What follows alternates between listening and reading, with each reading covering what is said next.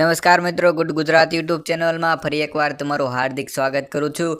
તો મિત્રો, હાલ આપણે વરસાદની આગાહીની વાત કરીએ તો અંબાલાલ પટેલ અને હવામાન વિભાગની ઘાતક વરસાદની આગાહી જાણો હજી કેટલા દિવસ સુધી માવઠું તબાહી મચાવશે।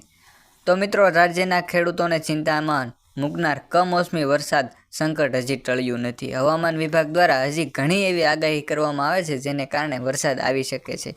જી હા મિત્રો, ગુજરાત રાજ્યમાં આગામી 7 દિવસ સુધી કમોસમી વરસાદનું સંકટ યથાવત રહે એવી હવામાન વિભાગ દ્વારા આગાહી કરવામાં આવી છે। આ સમયગાળા દરમિયાન રાજ્યના ઘણા વિસ્તારોમાં હળવાથી મધ્યમ ભારે વરસાદ વરસી શકે છે। હવામાન વિભાગ આગાહીકાર અંબાલાલ પટેલ અનુસાર અરબી સમુદ્રમાં સર્જાયેલો ડિપ્રેશન ગુજરાત તરફ આવવાના કારણે વરસાદનું જોર વધ્યું છે। ખાસ કરીને સૌરાષ્ટ્ર, ઉત્તર ગુજરાત અને દક્ષિણ ગુજરાતના વિસ્તારોમાં આવતીકાલે પોરબંદર, જૂનાગઢ, અમરેલી, ભાવનગર, દીવ સહિતના જિલ્લાઓમાં ભારે વરસાદ પડી શકે તેવી સંભાવનાઓ આપણને જોવા મળી રહી છે। આ પરિસ્થિતિને જોતા માછીમારો 5 દિવસ સુધી દરિયો ન ખેડવે તેવી પણ સૂચના આપવામાં આવી છે।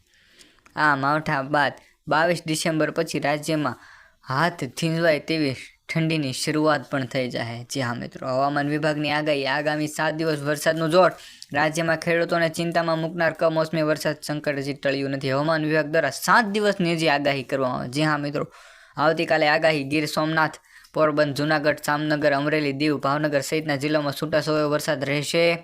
ત્યાર પછી આપણે વાત કરીએ તો હવામાન વિભાગના 5 આગામી દિવસમાં માછીમારો દરિયો નહીં ખેડે।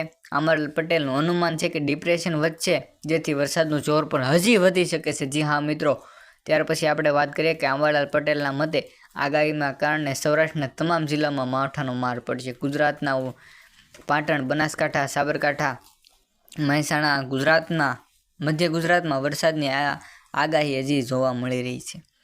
તો મિત્રો, હાલ વરસાદની આગાહીની આપણે વાત કરીએ ત્યાર પછી વાત કરીએ કે હાલ હજી ગુજરાતની અંદર ઘણી એવી વરસાદની આગાહીના લીધે આપણે ખેડૂત મિત્રો છે તે ખૂબ વધારે દુઃખી થઈ રહ્યા છે। જી હા મિત્રો, કારણ કે ખેતી કરતા લોકોને ખબર છે કે હાલ પડાની અંદર, ખેતરોની અંદર માંડવી પડી છે અને માંડવી ખૂબ જ સુકાય, માંડવી આપણે જોઈ શકીએ છીએ કે પાણીમાં પાથરા તણાઈ ચૂક્યા છે। પણ કાંઈ વાંધો નહીં મિત્રો, ભગવાન કરે ઠીક। અમારી યુટ્યુબ ચેનલને સબસ્ક્રાઈબ, વિડીયોને લાઇક ઝડપથી કરી નાખો।